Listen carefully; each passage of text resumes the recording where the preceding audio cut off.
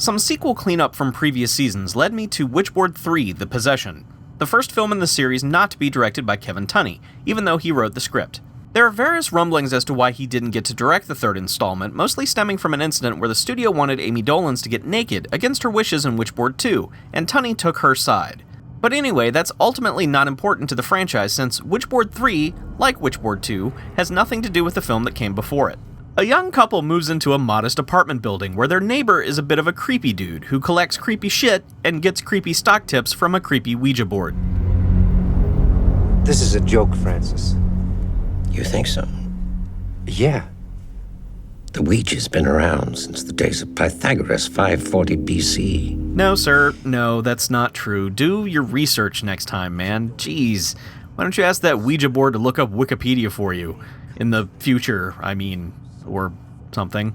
Turns out there's a powerful demon at play here, and once it's had enough of the old dude, it sets its sights on younger guy. And more specifically, slicking back younger guy's hair and then putting a baby inside his wife. Hey, demons get horny, it happens. Unfortunately, demon sex is really weird, you guys.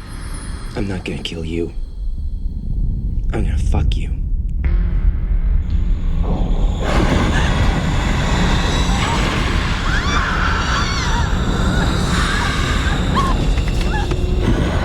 It's not that surprising that Witchboard 3 is the least of the series. It's low budget, packed into tight claustrophobic sets, and features silly death scenes like this.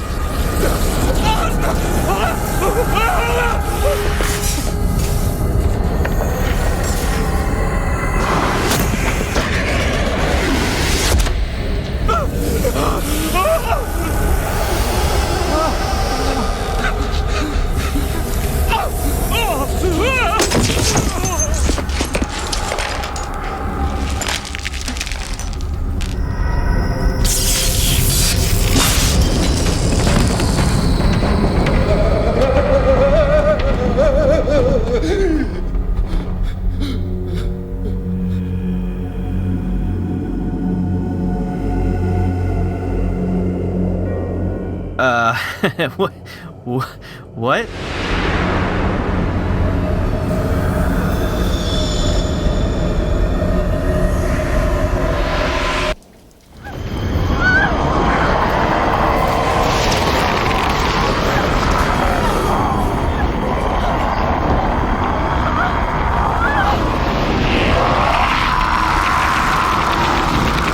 Man, CG is so good, isn't it?